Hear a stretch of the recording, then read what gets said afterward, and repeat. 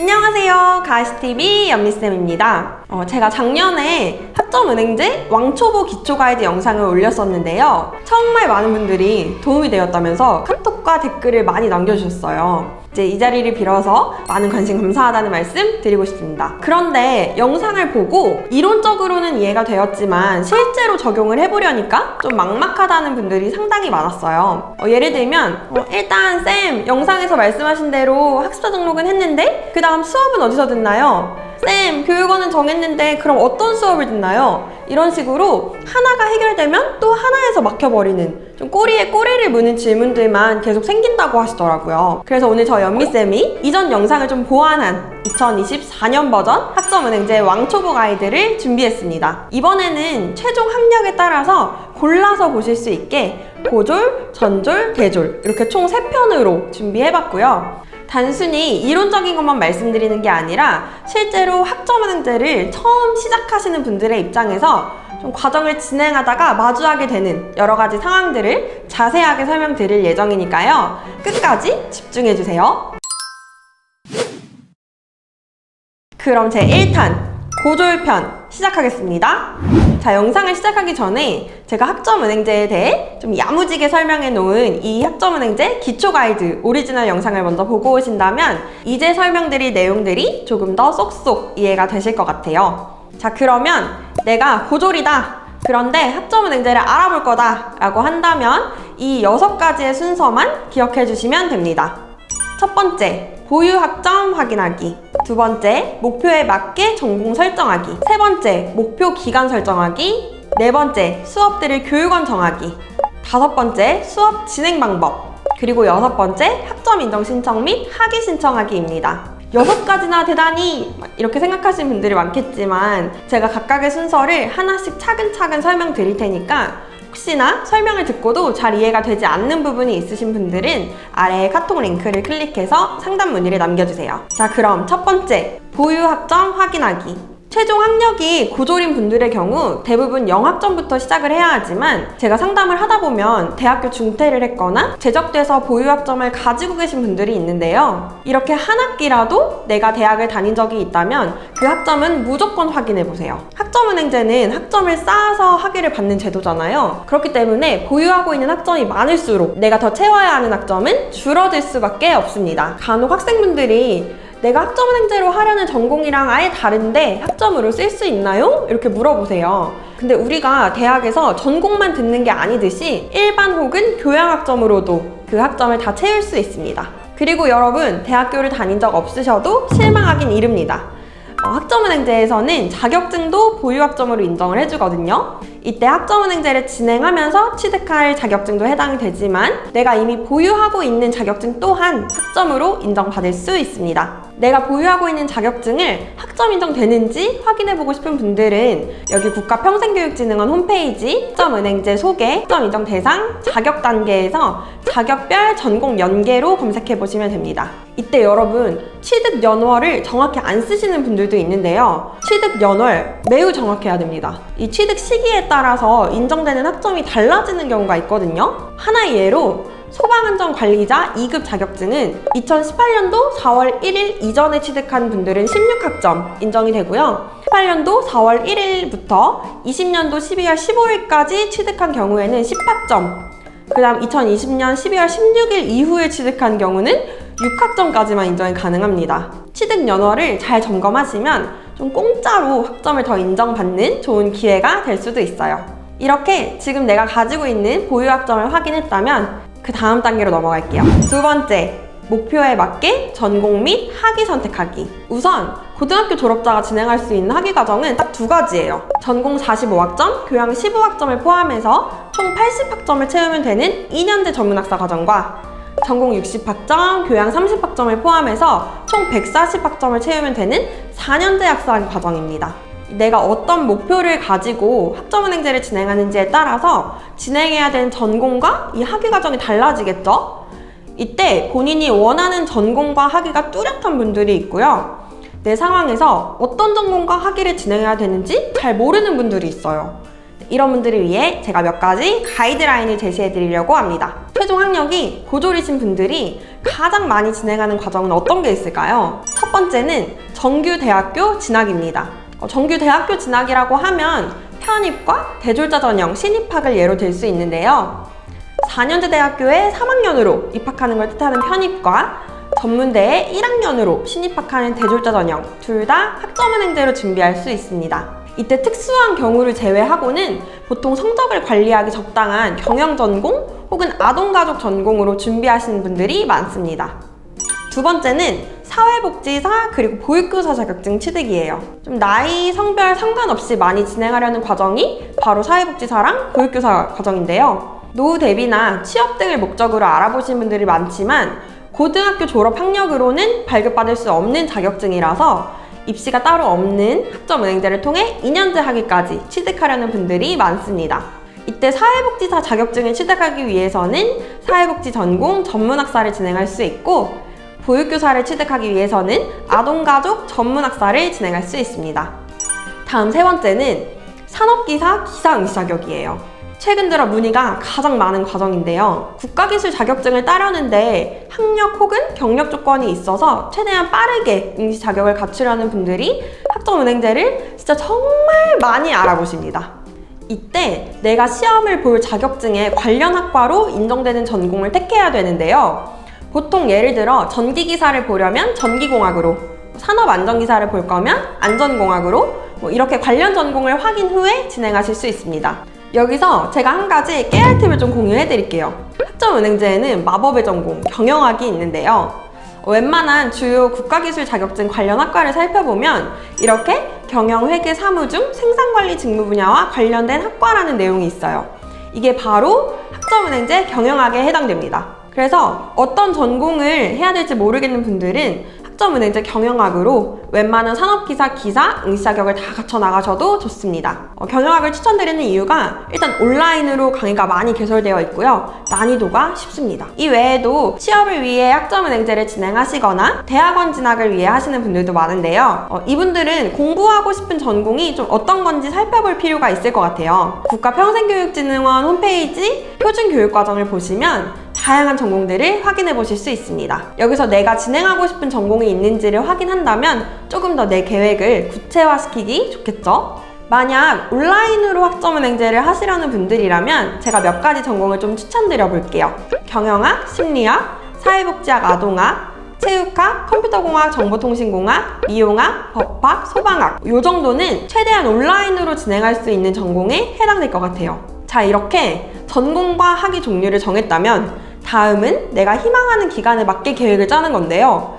바로 세 번째 단계, 목표 기간에 맞게 계획 짜기입니다. 정규 대학교처럼 학점은행제도도 수업만으로 모든 과정을 진행한다면 2년제 전문학사는 80학점을 채우는데 2년 걸리고요. 4년제 학사학위는 140학점을 채우는데 3년 반에서 4년 걸립니다. 그 이유는 바로 연간 이수 제한 학점 때문이에요. 내가 한 번에 수업을 몰아듣고 싶어도 한 학기에는 최대 8과목 24학점, 1년에는 최대 14과목 42학점까지만 수강할 수 있기 때문에 수업만으로 진행한다면 기간 단축은 불가해요. 그런데 학점은행제의 가장 큰 메리트는 바로 기간과 비용 단축이 가능하다는 점이거든요. 이렇게 기간과 비용을 단축하기 위해서는 학점 인정 자격증이랑 독학사를 병행해야 가능하세요. 이때 자격증의 경우 2년제 전문학사 과정에서는 최대 2개까지, 4년제 학사학위 과정에서는 최대 3개까지 학점 인정이 가능합니다. 독학사는 시험으로 학점을 따는 거라고 생각하시면 되는데요. 1단계는 교양 학점으로 4학점씩 최대 5과목까지, 2단계부터는 전공 혹은 일반 학점으로 5학점씩 최대 6과목까지 학점으로 인정받을 수 있습니다. 이런 자격증과 독학사의 방법을 활용한다면 2년제 학위 취득은 최단 1년 만에, 그리고 4년제 학위 취득은 최단 1년 반에서 2년 만에 가능합니다. 근데 여러분, 이때 이건 정말 최단 기간을 말씀드린 거라서 여러분들이 진행하려는 목표 기간을 생각해 보시면 되세요. 본인의 상황에 맞게 2년제 학위를 그냥 2년 만에 진행해도 되고 4년제 학위를 한 3년 만에 취득하셔도 전혀 문제되지 않습니다. 제가 잘 이해가 안 되실 것 같은 분들을 위해서 예시를 한번 준비했어요. 한번 살펴볼까요? 먼저 사회복지 전문학사를 취득하고 싶은 고졸학력의 학생입니다. 저는 이 경우 두 개의 플랜을 보여드리는데요. 첫 번째는 수업만으로 진행하는 방법이에요. 아까 말씀드린 연간 이수 제한 학점을 고려해서 플랜을 짰더니 수업만으로는 이렇게 총 4학기 2년 동안 진행해야 되는 거 확인하셨죠? 다음 두 번째는 자격증을 하나 병행해서 수업을 한 학기 줄이는 방법이에요. 한 학기를 줄일 수 있는 커말 1급 자격증 하나를 추가함으로써 이렇게 1년 반으로 과정을 마칠 수 있게 됩니다. 다음 예시는 기사 응시 자격을 갖추려는 고졸학력의 학생입니다. 기사 응시 자격을 갖출 때는 106학점을 취득해야 되는데요. 여러분, 사실 이 106학점 수업만으로 진행하시면 한 36과목 들으셔야 되거든요. 근데 이때 연간 이수 제한 학점을 고려한다면 36과목을 듣는데 총 3년이 걸려요. 근데 이렇게 되면 빠르게 응시 자격을 갖추려는 여러분들의 목표를 달성할 수 없잖아요. 그래서 저는 고등학교 졸업학력으로 기사 자격을 갖추시려는 분들에게 그 자격증을 좀 병행해서 1년 반 정도로 기간 단축을 추천드립니다. 이때 제가 아까 말씀드렸던 마법의 전공, 경영학을 활용한 플랜을 보여드릴게요. 경영학은 전공으로 인정되는 자격증이 굉장히 다양해서 기간 줄이기가 용이해요. 또한 과목별 난이도가 그렇게 높지 않기 때문에 직장이나 목표하시는 기사 시험을 같이 병행하시기도 굉장히 적당하죠. 자, 플랜을 같이 살펴보시면 1년 반으로 계획을 잡을 거기 때문에 연간 이수 제한 학점을 고려해서 수업으로 1년 반, 최대 들을 수 있는 총 22과목, 학점으로는 66학점을 넣어놨고요. 나머지 40학점은 학점 인정 자격증과 독학사로 구성을 했습니다. 자격증으로는 18학점짜리 매경 테스트랑 18학점짜리 텔레마케팅 관리사 자격증을 포함시키고 여기 이렇게 독학사를 한 과목 넣음으로써 나머지 40학점이 채워지는 게 확인되실 거예요. 만약 내가 목표하는 기간이 2년이라면 또 여기서 자격증 하나 빼버리고 수업을 한 학기 늘리면 되겠죠? 이렇게 예시까지 살펴봤는데 아직 감이 잘 안 오신다면 아직은 혼자 계획하기에는 좀 이릅니다. 이럴 때는 혼자 끙끙 앓지 마시고 저한테 문의를 주세요. 제가 고민을 해결해 드릴게요. 자, 이렇게 제가 알려드린 내용을 토대로 본인의 희망 전공과 희망 기간에 맞는 계획을 구성하고 나면 그 다음은 수업을 들을 교육원을 찾아봐야겠죠? 자, 네 번째, 수업 들을 교육원 정하기입니다.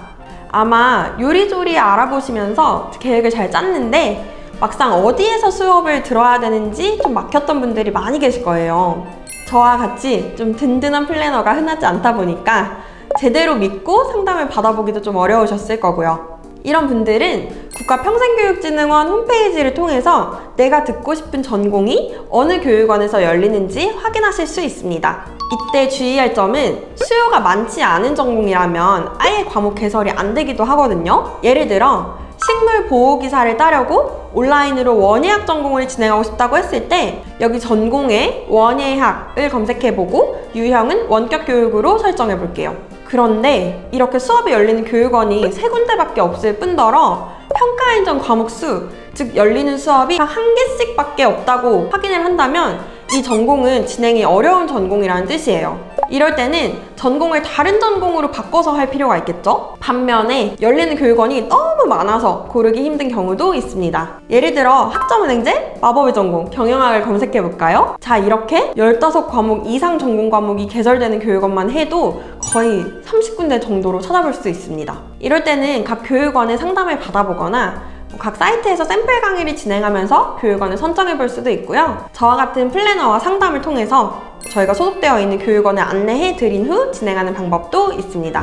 수업 들을 교육원을 정한 후에는 어떤 과목을 들어야 하는지 파악해야 하잖아요. 이때 전공 학점에 대한 주의사항 한 가지 여러분 꼭 기억해 주셔야 돼요. 이 전공 학점은 전공 필수 학점과 전공 선택 학점으로 나뉘는데요. 이 전공 필수 학점은 내가 진행하려는 전공마다 다 달라요. 그래서 국가평생교육진흥원 학점은행 표준교육과정을 통해 확인해 보실 수 있는데요. 예를 들어서 이렇게 컴퓨터공학 전공 필수 과목은 총 6개예요. 근데 경영학 전공 필수는 또 9과목이네요. 그리고 또 약간 특이하게 아동학의 전공 필수 과목은 여기 보이는 총 7개의 과목 중 5개만 들으시면 충족됩니다. 이런 식으로 전공 필수 학점은 말 그대로 필수이기 때문에 전공 학점을 많이 채웠음에도 불구하고 전공 필수 영역이 안 채워져 있다면 학위가 나올 수 없어요. 이 전공 필수 학점을 채우는 방법은 2가지예요. 첫 번째는 전공 필수로 정해져 있는 과목을 다 수업으로 듣는 방법이에요.